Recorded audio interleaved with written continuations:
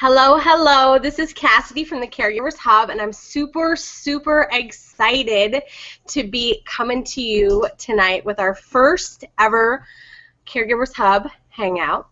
And this topic is super important to me, and I know it's super important to the lady that is here with me tonight. And that is my former colleague and dear friend, Sam West. She is a hospice nurse. And so we are going to get into the nitty-gritty about what hospice is and how it can help you. And just I really want to make sure that by the end of this that you understand what hospice is and how it can help you, because I personally feel it is a gift from God. So with that being said, I want to first give a little disclaimer that the information that you receive tonight is strictly based on the job that we do and our experience and our knowledge about hospice. So moving forward, I want to bring out Sam. Yay! Here she is. So I actually met Sam. Gosh, Sam, how long have we known each other? Oh, 4 or 5 years maybe? no, it's been longer than that. No way, really? Okay. Yeah, no, it's been probably about 7 or 8. Oh my gosh! Oh my goodness, I can't even. That's crazy. So I met Sam we were a team in the Alzheimer's unit. Sam was the med nurse in the Alzheimer's unit, and for you professional caregivers out there working in Alzheimer's units, you know that the relationship that you have with your nurse is super important. So that's how I met Sam, and she moved on from the Alzheimer's unit into hospice. So I thought, who better to talk to you about hospice and what it is? So with that being said, I want Sam to tell you what hospice is. All right. That's broad. Okay. Right. So hospice is a support network to help with people and their caregivers and family to support them at the end of life. So we really focus on comfort care at the end of life when there are people who are facing a disease process in which there's not a whole lot of options left for them, or they're choosing not to utilize those options. And so they're done with going to the hospital, they're done with going to the ER, they are really wanting to just be at home, but be comfortable at home. So we really focus on symptom management in the home to keep people comfortable and enjoying their last days. That is perfect. And what did I see the other day? I cannot remember exactly, but it was saying that the more I think that there's a stigma around hospice. We've talked about this before. A lot of people aren't aware of what it is. They aren't aware of what they do. And not only that, they are apprehensive and probably a little scared because it ultimately means losing your loved one. But I love that you say it's a support network, because that is one thing that I believe in so strongly. You know, we are human beings, and there's more to us than just physical care. There's the mental and emotional and spiritual aspect that comes with care. And end-of-life care, every single one of us on this earth deserves to leave this earth in comfort and dignity. And that's what I think that hospice signifies more than anything. So can you give me a little bit of insight as to how people, like, what is the process of somebody coming onto hospice? Well, there are times where people themselves or family members will call us to inquire. A lot of times doctors will kind of broach the subject with people. So a lot of times what happens, there needs to be a doctor's order. And in order to get a doctor's order to refer them to hospice, there has to be sort of a general idea that they may have 6 months or less to live. And nobody knows this. I mean, we have had people on hospice for over 2 years. So we're really just there for people. We're monitored closely by Medicare, so we do have to follow certain rules. So once the doctor writes that order and the family is interested in hearing about it, sometimes we go out for a visit. We don't necessarily admit them right away. Maybe the family just needs to hear more about what the program has to offer to prepare themselves. We always want to make sure that this is what they're looking for, that it fits their idea of what they're wanting. So when we get that order and we check eligibility as the nurse to make sure that yes, they are indeed eligible, we can sign them on. And the great thing about hospice is we have, like you were saying, there's so many different areas of care. There's the nurse, there's the basic getting help with some bathing, there's also the spiritual aspect. So we have a lot of team members involved in hospice, and so we have doctors on our board who are experts in what they do. And so, but we always work closely with their primary care physicians, but we have our doctors to learn from as well. We have the nurse, obviously, who comes at least weekly, if not more than that, depending on what's going on, to assess the person, make sure they're getting what they need. They work closely with the doctor to make any kinds of changes to make that person more comfortable, make sure that symptoms are being managed. Then we have an aide that can come in, usually 1 to 3 times a week to help with personal care, whether it be a full shower or a bed, those kinds of things. And we also have non-denominational chaplain services available for people of any spiritual background. These people are amazing in what they do, and they go out, and you don't have to even talk religion if that's not what the person needs. And then we also have volunteer services. So our patients have the option of having a Reiki session or a massage.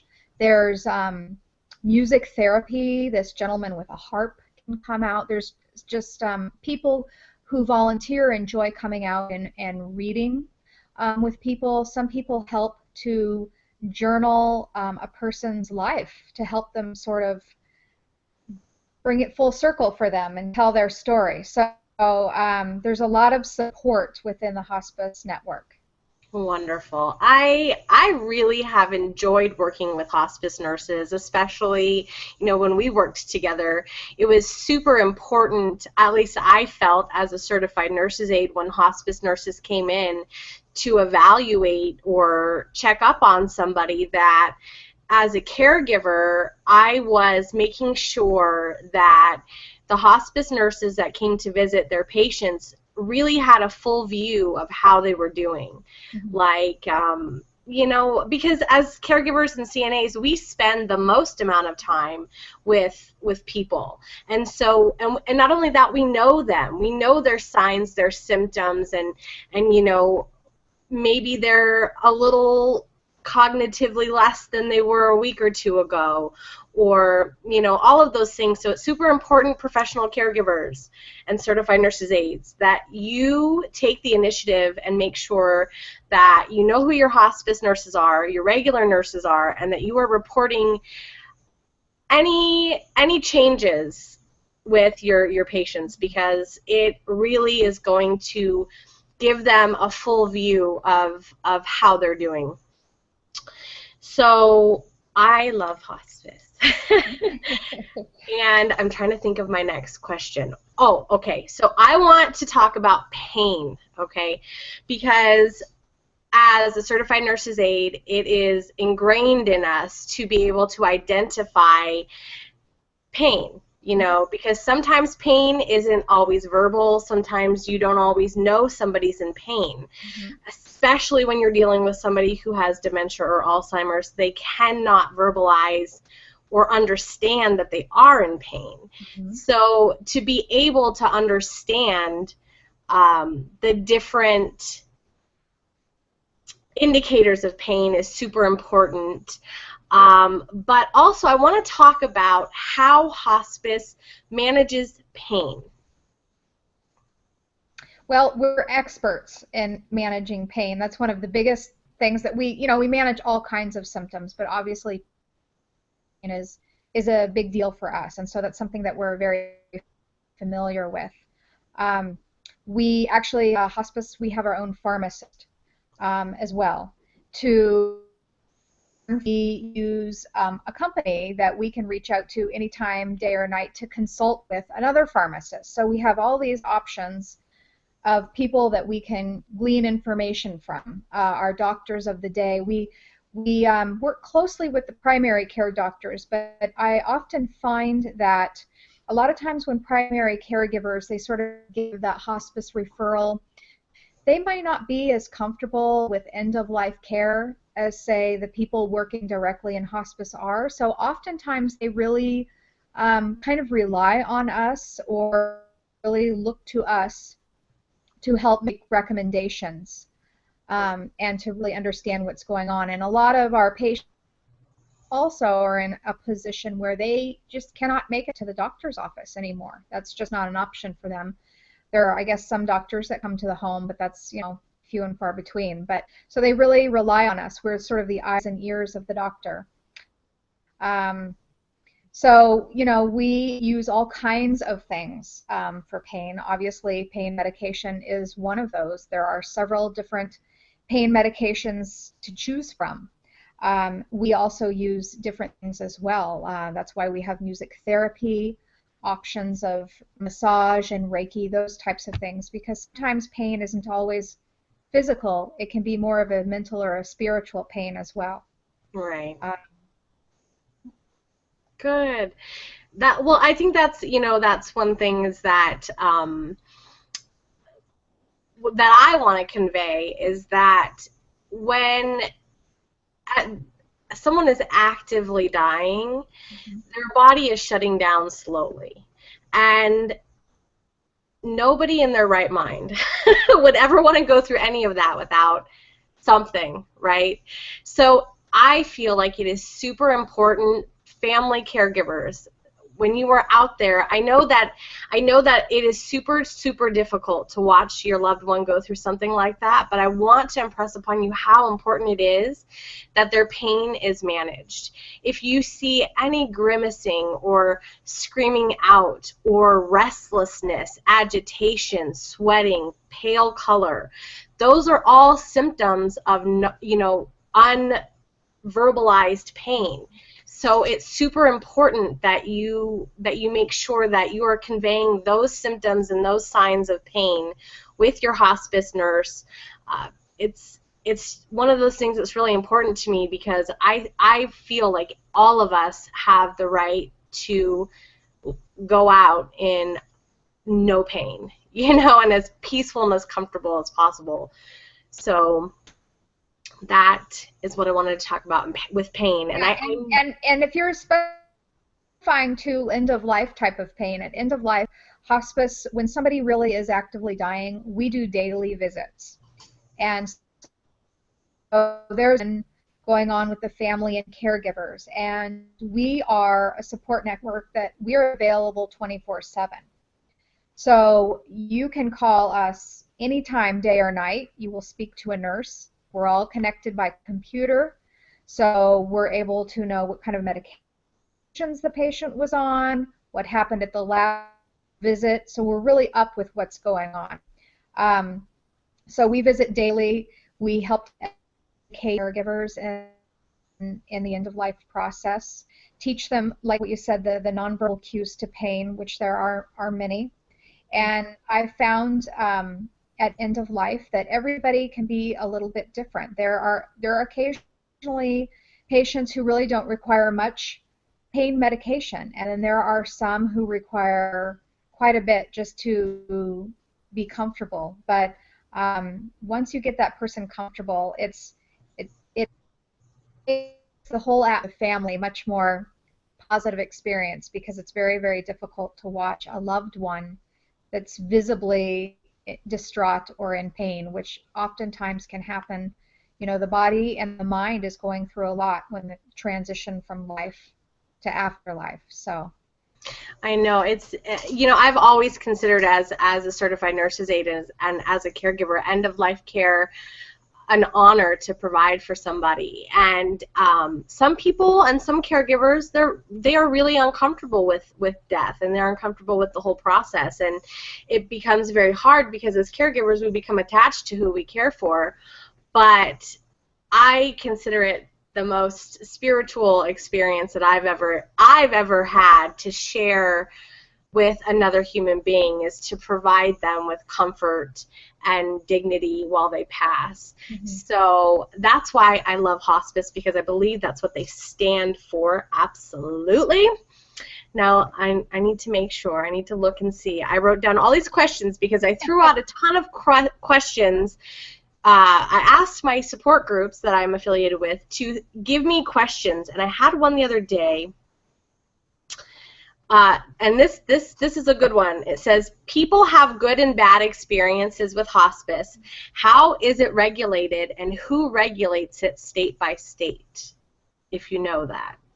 Well, I have to admit, I'm a nurse who goes to homes. I'm not management piece. I'm not in the social work piece.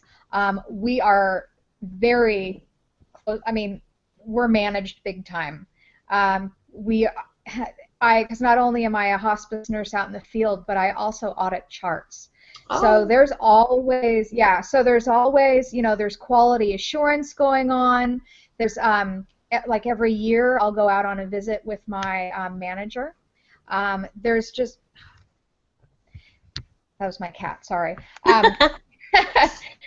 So as far as the bigger picture, I have to admit, I don't have a lot of experience as far as state to state.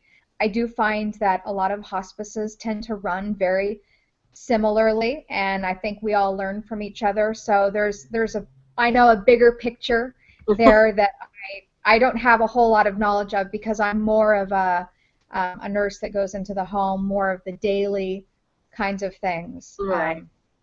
Well, I heard you say something about you're regulated by Medicare. What exactly does that mean?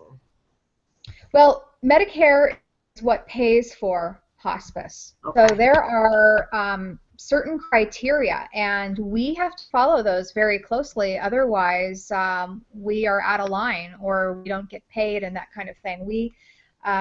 Because what happens for people is their insurance, the Medicare portion rolls into hospice. So then hospice provides end-of-life care. Mm-hmm. And so then it doesn't provide other types of things, say like lengthy hospitalizations or CAT scans, that kind of thing. So yeah, I mean, we are paid for by Medicare. If people are younger than 65, then we are covered by insurance. We do have private paid people as well. So, but we are monitored closely by Medicare, because that's really who most of our patients. Well, I think that's the answer to that question, actually. But that's super important. I mean, and this tends to be the thing with healthcare, I mean, like you said, you are a hospice nurse, you are day to day. I'm a caregiver day to day. I don't know the ins and outs exactly either. But so if you are dealing with hospice and you're having issues with Medicare or Medicaid or anything like that, that's probably who to approach with it. If your hospice company says to you, that's not covered by Medicare or Medicaid, that's not their fault. So, well, and all of hospice is paid for by Medicare too. And so is not only the support care that we provide, 24-hour support care that we provide, but we also provide all the medical equipment that somebody might need, whether that's a hospital bed, wheelchair, oxygen concentrator, bedside commode, all of those kinds of things. We pay for personal care supplies, so incontinence supplies. We deliver those to you, gloves, wipes, lotions, all kinds of supplies, ostomy supplies, Clorox drainage supplies, and then we pay for the medication under the person's diagnosis, as well as all the comfort medications. Comfort medications meaning pain, you know, bowel, anxiety, those kinds of things. So we cover a lot under that hospice umbrella. Right. That's awesome. And that's what I mean by hospice is a great tool for you out there as a family caregiver. Do not be afraid to have hospice, especially, you know, if you're at the end of the line and you talked with your doctors. And, you know, I took care of a hospice patient who, you know, it was like imperative that she have these 2 10-hour back-to-back surgeries, otherwise she was going to die. And she had been in the hospital for like 14, 15 months, maybe longer, and she made that choice. She said, I want hospice, I want to go home, I want to pass away in my own home. And hospice was an incredible tool. And she had a colostomy bag, right? And I don't know, as a caregiver or a nurse out there, any of you have had to deal with a colostomy bag. It is not like the best thing in the world to deal with. But this sucker would not stay on for whatever reason, and it was always bursting. I know, TMI. It's all good, but it was not fun. And as soon as I called hospice at like 3 o'clock in the morning, and I'm like, this bag broke, they were right there. They had me, you know, they took care of everything, and it didn't matter if I called them every hour. To fix this bag, they were there. So that's why I feel like hospice is such a great tool. And I would encourage people too, when I think it's great when people are planning ahead. So they feel like maybe hospice isn't maybe quite right for them now, but learning about it is important, because I have found that we unfortunately get a lot of hospice patients where we literally admit them and they die that very same day or the next day, which, you know, the family will get the benefit of the 1.5-year long bereavement services. So that's wonderful. Mm-hmm. But they really haven't had the opportunity to benefit from all of the things that we can provide, including that extra support to them and their family. Because the great thing about people getting onto hospice, kind of planning ahead and getting on when they're actually first eligible, is that they develop a really nice rapport and relationship with their nurse, because one nurse will follow them. You know, they will have other nurses if they have extra visits and that kind of thing, but they have a case manager nurse and a case manager social worker and a particular aide that comes out. So they really develop a nice relationship with these people. Everybody gets to know each other, and it's just a really positive experience. And unfortunately, the people who sign on so late, they don't benefit from that. Right. So one thing I want to talk about with that is, how do you think, let me see how I'm trying to formulate this in my head. So somebody calls, you know, I mean, do you feel like doctors and family members really need to have that conversation way long, like more, like you said, way longer than ahead than when they actually come to hospice? Like you said, what is the solution to that issue, to that problem, do you think? Well, that's a good question. I feel like there's in general more discussion of hospice even in the last few years. I think that doctors are becoming more used to working with us. They know what we're about. I think they rely on us to help give their patients that support that they're needing. So a lot of times these doctors are actually broaching the subject nice early, because there are visits sometimes where I go out and the patient is not eligible yet. They just are not, which is never a bad thing. That means they're not ill enough, but that also means the family is armed with the information that they need. So in the future, they know when they can get onto hospice, and they know what is being offered, and so they're really, really prepared. I think that for people who've had positive experiences with hospice, they generally come to us on an earlier as well. I think probably, I don't know, there are some people who just don't, and I think don't even consider it even an option, or they have a certain idea of what it is. There are a lot of misconceptions about what hospice is. Right. And I think people are frightened of it. People feel like they are giving up if they choose to go with hospice. And so some of it is just having some misinformation regarding what it is. So there are some times where people are eligible, but they're just not emotionally ready. Right. Well, I think that plays into, at least from what I'm gathering from what you're saying, is if that's the case, then I think, you know, it's super important that us as healthcare professionals, medical professionals, that we are having that conversation. Nurse managers, nurses, you're having that conversation. Doctors, you're having that conversation about hospice, about what it is, and the right education about what it is. And that's why I'm so glad that we're doing this Hangout, because it is so important to understand. I mean, I know and I understand, and all of us understand how difficult it is to not only be a family caregiver, but to watch somebody decline and watch them, and to lose your loved one. But and maybe a little tough love here, my personal opinion is there comes a point in the care of your loved one that you do what is best for them and not for yourself. And that sounds rough. Maybe that's hard to hear for some people.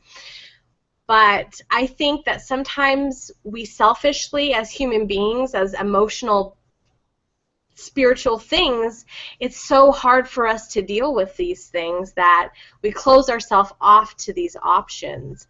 So, well, and I think that our society is not comfortable with death. yeah. Death really is an uncomfortable topic for a lot of people. It's not a natural thing for us here in the United States the way that it is in other cultures. Yeah. And but it is. It's just it's a natural part of life. I wanted to be a midwife. I wanted to help deliver babies, and somehow along the way I got a little sidetracked. But I found birth and death are very similar, and that's why I'm attracted to hospice. It is an important time in somebody's life and their loved ones' lives, and hospice has the ability to help make that positive experience. I know that sounds kind of strange maybe to some people, Right. but unfortunately some people have negative experiences with death in general, and so it kind of freaks them out about death all across the board. But I have been at a lot of just really wonderful passings.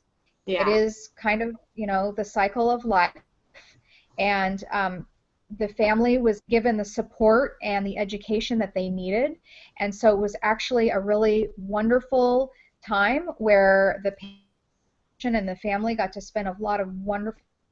People knew it was going on. It was just a beautiful experience. Everybody got to say what they needed to say and had closure, and it was a positive experience, which it will be a memory that they have forever, which is really a big deal.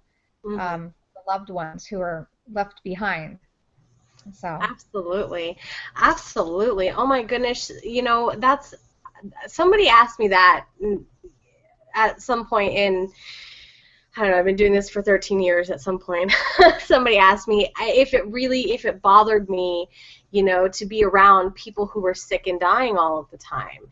And my perspective is, you know, this is how it's supposed to happen. This is how you're supposed to pass when you're old and gray, and, you know, your body's just done. And it's, you know, it's the people who die too soon and the babies and things like that bother me. You know, but this is such it has been definitely a spiritual experience for me.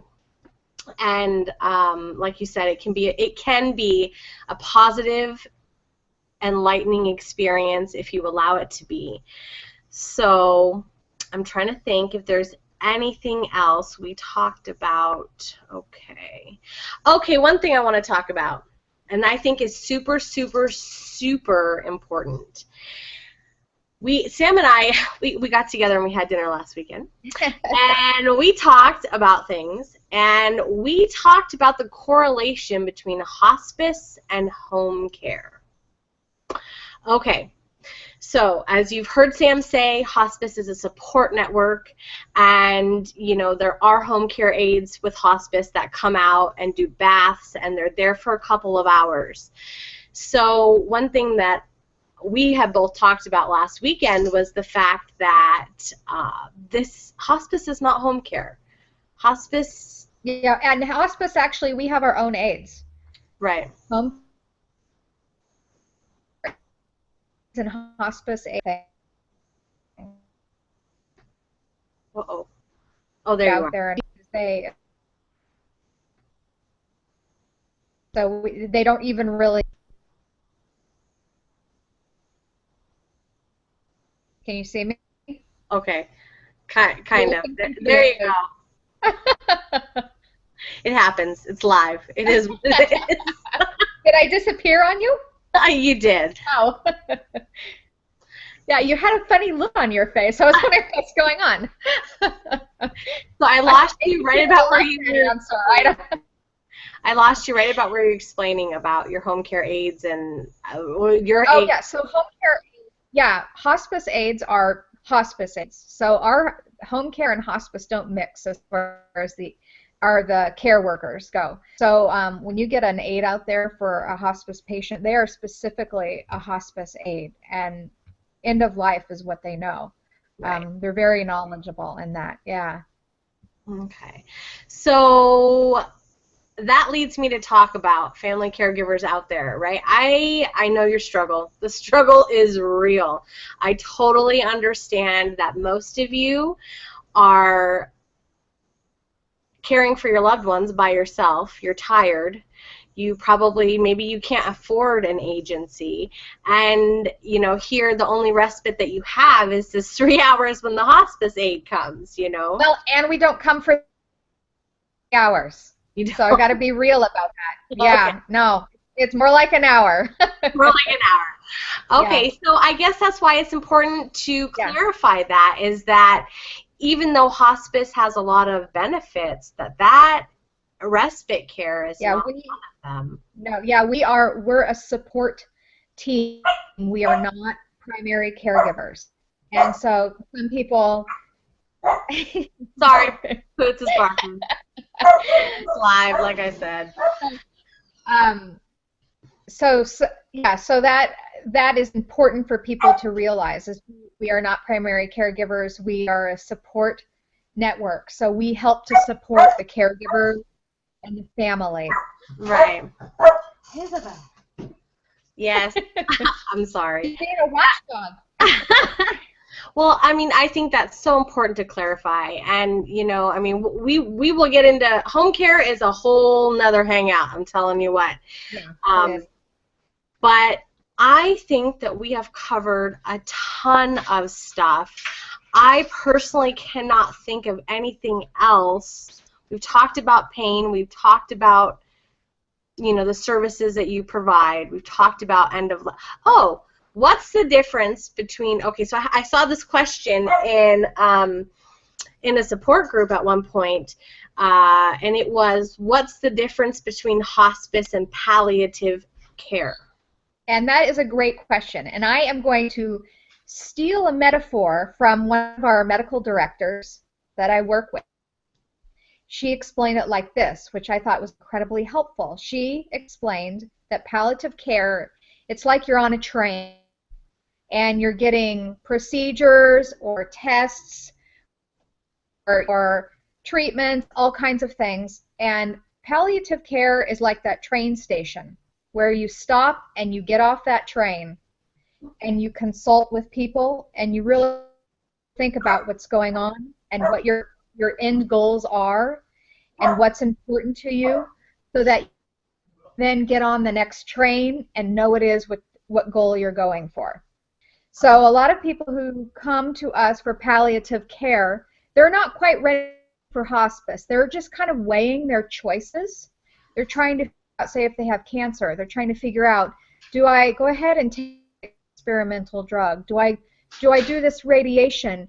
I'm having a lot of side effects. I'd really like to focus on my quality of life and be able to enjoy the life, and kind of way to people, figuring out the pros and the cons, and kind of helping to be supported in that decision.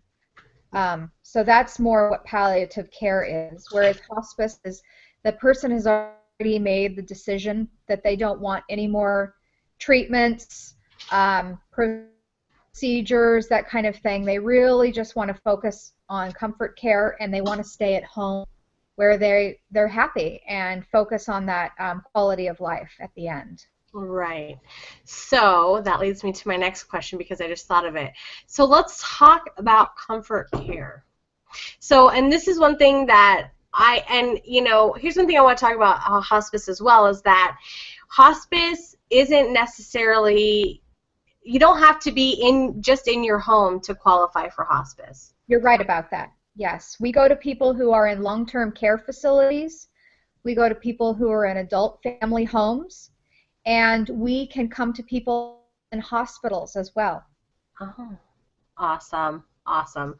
So see, it really is a tool, and I really like that metaphor that you use about palliative care. So palliative care is the station, and hospice is the other train, right? You're one of the trains. One of the trains. Awesome. So comfort care. So one thing that I've noticed in the support groups that I'm active in is this, what is comfort care, right? The whole concept of comfort care, because as you've heard Sam say, hospice provides comfort care. Hospitals provide comfort care. I mean, what is comfort care? So comfort care, we're focusing on not trying to, make that person better. We're just focusing on comfort, whether it be pain. We want to make sure that patient is not anxious, is not having pain, is not constipated, is eating the amount and kind of food that they want. Right. So they're driving the bus. The people who are able to still make their decisions, they get to call the shots. What is it that creates comfort for them? Right. With symptoms. So it's really about managing symptoms so that people can be as comfortable as they can to enjoy their life the way that they enjoy. I mean, we have patients that can still go out to the casino every weekend and do that, and we have patients where it's important for them to be able to have visits with their family and friends, or go for car rides, or different things, So it's really just focusing on their quality of life and how we achieve that for them. That is great. Absolutely. Quality of life is so important. It's so stinking important. Oh my goodness. Okay, so I'm trying to think if there's anything else that we haven't covered. Is there anything else that you want people to know about hospice that we haven't talked about? I would encourage anybody who feels like hospice might be a choice, a good choice for their loved one or themselves or a family member or a friend. I would encourage you to reach out. Hospice programs, I know the one that I work for, and I'm sure all the others do as well, we will do informational visits. We are not trying to sell you anything. We will come to the house and we will explain our program. We'll answer all your questions because we want to make sure you understand. And it's totally your choice about signing up. And a lot of people choose not to, and that's okay. They're armed with that information for the future, and they know about it.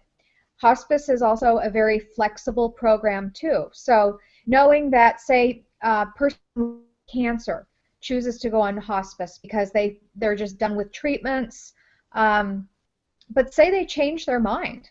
Say they get stronger, which, by the way, they've done studies, and people who go into hospice often live longer than people who don't. But, and there's sometimes we have to graduate people off hospice because they get better. That is not an uncommon thing.